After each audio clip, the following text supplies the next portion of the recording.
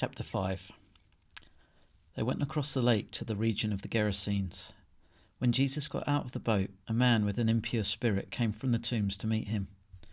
This man lived in the tombs, and no one could bind him anymore, not even with a chain, for he had often been chained hand and foot, but he tore the chains apart and broke the irons on his feet. No one was strong enough to subdue him. Night and day among the tombs and in the hills he would cry out and cut himself with stones. When he saw Jesus from a distance, he ran and fell on his knees in front of him. He shouted at the top of his voice, "What do you want with me, Jesus, Son of the Most High God? In God's name, don't torture me." For Jesus had said to him, "Come out of this man, you impure spirit." Then Jesus asked him, "What is your name?" "My name is Legion," he replied, "for we are many." And he begged Jesus again and again not to send them out of the area. A large herd of pigs was feeding on a nearby hillside. The demons begged Jesus, "Send us among the pigs, allow us to go into them." He gave them permission, and the impure spirits came out and went into the pigs. The herd, about 2,000 in number, rushed down the steep bank into the lake and were drowned. Those tending the pigs ran off and reported this in the town and countryside, and the people went out to see what had happened.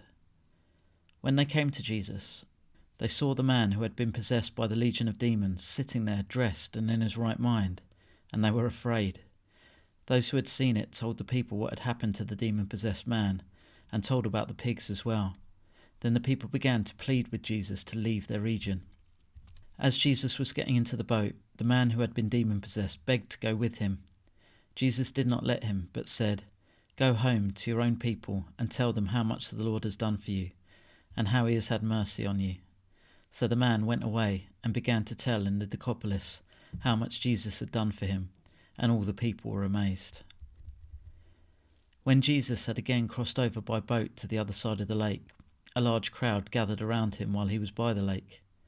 Then one of the synagogue leaders named Jairus came, and when he saw Jesus, he fell at his feet. He pleaded earnestly with him, "My little daughter is dying. Please come and put your hands on her so that she will be healed and live." So Jesus went with him.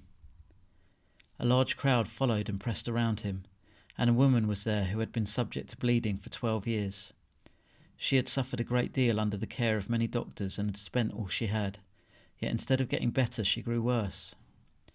When she heard about Jesus, she came up behind him in the crowd and touched his cloak, because she thought, "If I just touch his clothes, I'll be healed." Immediately her bleeding stopped, and she felt in her body that she was freed from her suffering. At once Jesus realized that power had gone out from him. He turned around in the crowd and asked, "Who touched my clothes?" "You see the people crowding against you," his disciples answered, "and yet you can ask, 'Who touched me?'" But Jesus kept looking around to see who had done it. Then the woman, knowing what had happened to her, came and fell at his feet, and trembling with fear told him the whole truth. He said to her, "Daughter, your faith has healed you. Go in peace and be freed from your suffering." While Jesus was still speaking, some people came from the house of Jairus, the synagogue leader. "Your daughter is dead," they said. "Why bother the teacher any more?" Overhearing what they said, Jesus told him, "Don't be afraid, just believe." He did not let anyone follow him except Peter, James, and John, the brother of James. When they came to the home of the synagogue leader, Jesus saw a commotion, with people crying and wailing loudly. He went in and said to them, "Why all this commotion and wailing? The child is not dead, but asleep." But they laughed at him. After he put them all out, he took the child's father and mother and the disciples who were with him and went in where the child was. He took her by the hand and said to her, "Talitha kum," which means, "Little girl, I say to you, get up." Immediately the girl stood up and began to walk around. She was 12 years old. At this they were completely astonished. He gave strict orders not to let anyone know about this, and told them to give her something to eat.